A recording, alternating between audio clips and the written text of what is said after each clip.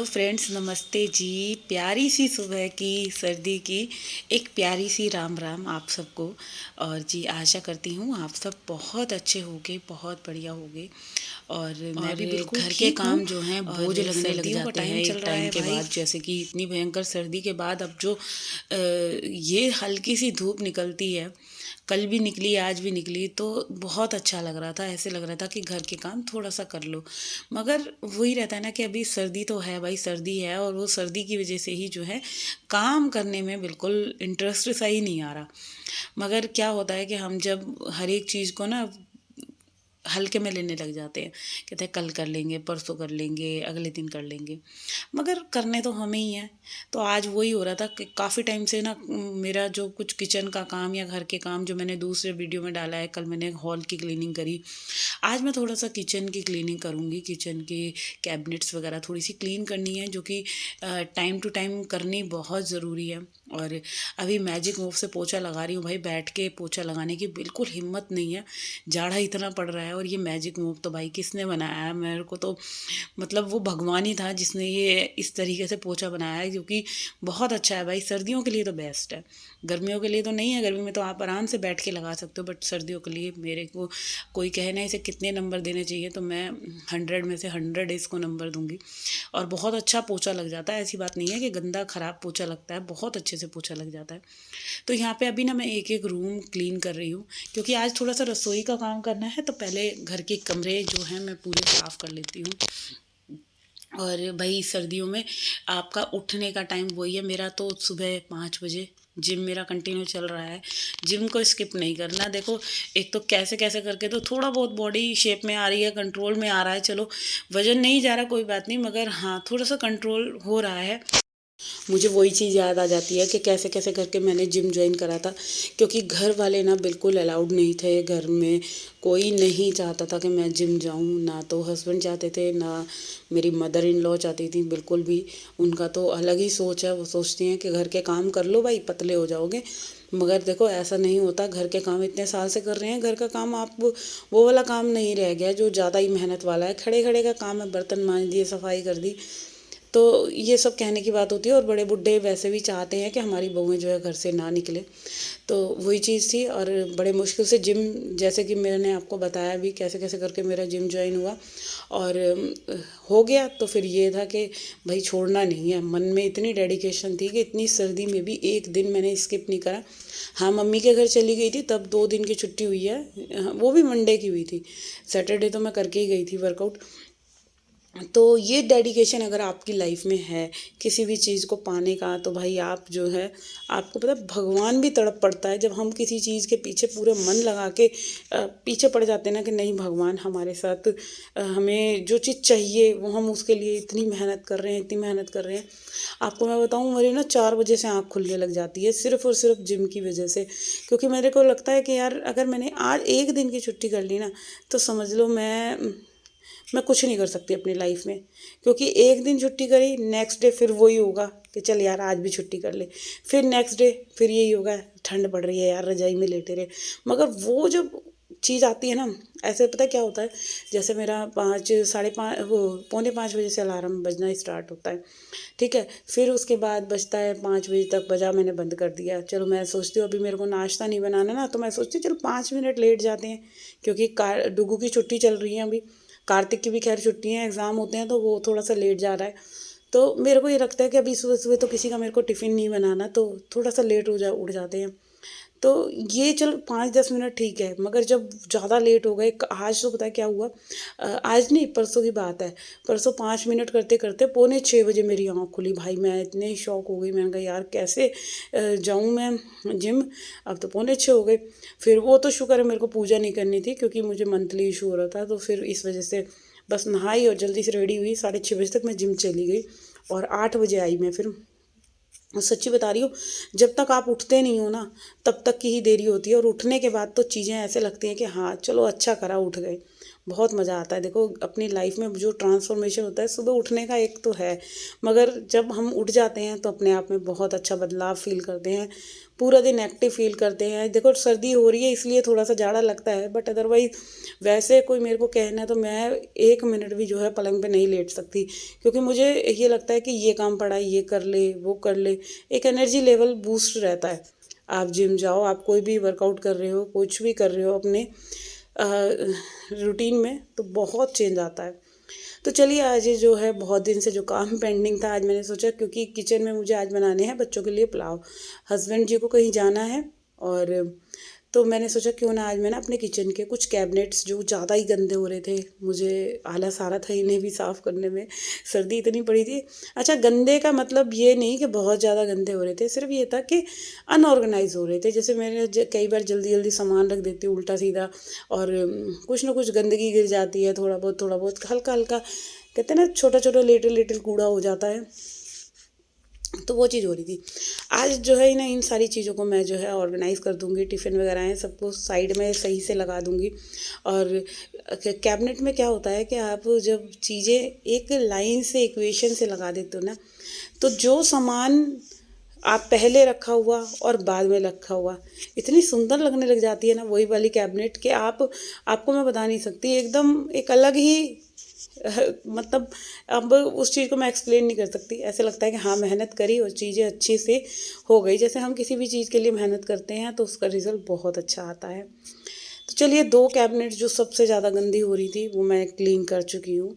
अब बारी आती है मेरी 3rd कैबिनेट की। वो कैबिनेट है जिसमें मैं अपना आटे का ड्रम रखती हूँ, और बास्केट वगैरह रखती हूँ। जो किचन में देखो नॉर्मली बहुत सारे सामान हमारे ऐसे होते हैं एक्स्ट्रा, जो आप देख सकते हो कितनी गंदी हो रही है ना अभी देखना, और सारा सामान जो है उथल-पुथल हो रहा है। सिंक में बर्तन ढेरों पड़े हैं, सारे काम करने हैं। पहले मैं सोच रही थी कैबिनेट कर देती हूँ सारी, ये जो रसोई इस तरीके से साफ़ हो जाएगी ना तो फिर काम जो है ईज़ी हो जाएगा।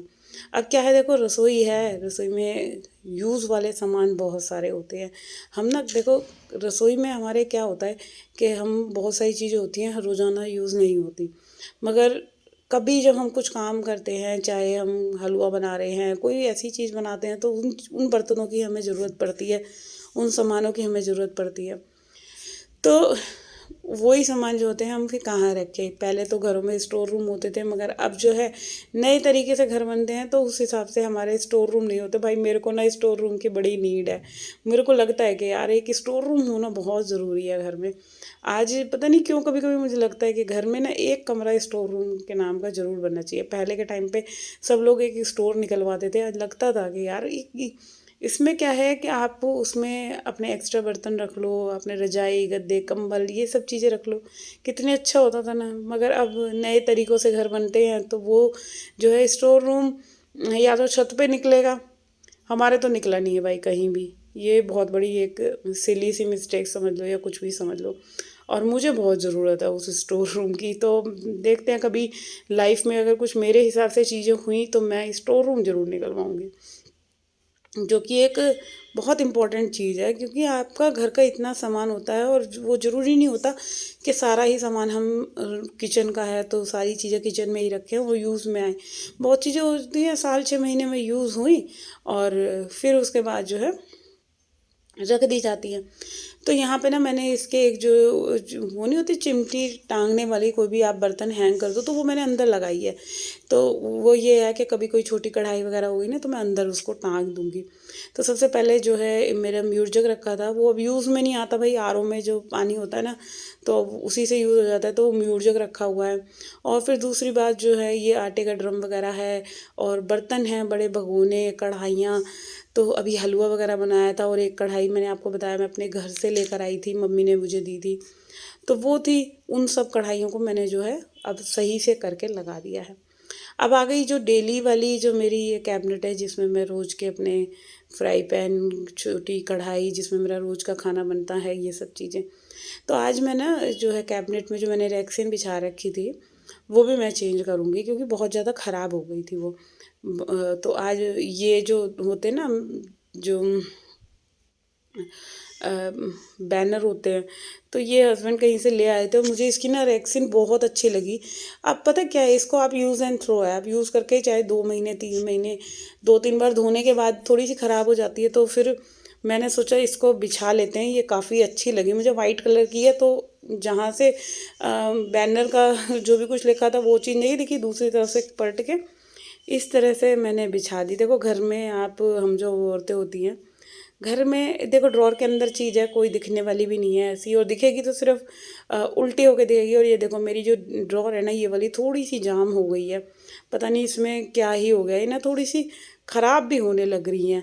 और अब मैं पतिदेव से बोल ही रही थी कि मैकेनिक बुलाना पड़ेगा, किचन की कई सारी जो कैबिनेट हैं वो सही से ना खुल नहीं रही हैं, और खुल रही हैं तो वो बहुत ज़्यादा बाहर निकल जाती हैं। तो भाई अब किचन जो है मेरा थोड़ा सा ना काम मांग रही है। तो देखते हैं पतिदेव कब कारपेंटर को बुलाएंगे तो कब चीज़ें ठीक होंगी।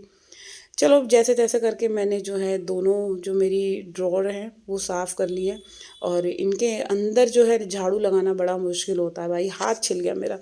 जैसे मैंने अपना कैबिनेट के अंदर झाड़ू मारी ना, तो कई बार तो उंगलियां छिल जाती हैं। बट चलो कोई बात नहीं, हम औरतों को तो काम ही है, हम रसोई में काम करते हैं तो कुछ ना कुछ चोट वोट लगती रहती है। इधर जो है ये मेरा जो छोटा सा कंपार्टमेंट है, इसमें मेरे जो है सारा डिश वॉश का सामान है वो सब रखे हैं। तो भाई रसोई के ये कैबिनेट वगैरह साफ़ करने के बाद चमका दी रसोई, आधी से ज़्यादा जो है चीज़ें मेरे को गंदी लग रही थी वो साफ़ हो चुकी है। अब आती है बारी हमारे ये ढेरों बर्तन साफ़ करने की। तो मेरी हेल्पर पूछ रही है कि भाभी गर्म पानी से बर्तन मांजती हो क्या? तो भाई मैंने उसको कहा, मैंने कहा गर्म पानी मैं सारा तो नहीं लेती, मैं सिर्फ थोड़ा सा पानी लेती हूँ।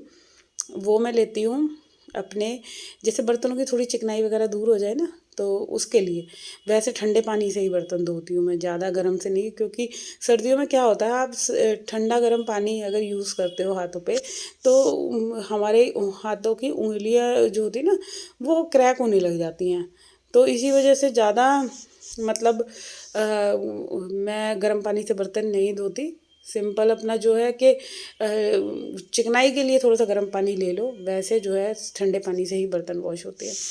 तो अभी सुबह से सारे बर्तन इकट्ठे हो रहे थे, क्योंकि घर का काम करने में लग रही थी, सारे रूम वगैरह क्लीन करे, कपड़े धोए, और बाथरूम वाथरूम साफ़ कर दिए। सारी चीज़ें करने के बाद अब ये बर्तन का काम था, मैंने कहा पहले बर्तन साफ़ करते हैं, और बर्तन साफ़ करने के बाद फिर रह जाएगी मेरी किचन क्लीन करने की ड्यूटी, जो कि सिर्फ कैबिनेट हो गई हैं, कुछ तो हो गई है, कुछ रह गई हैं।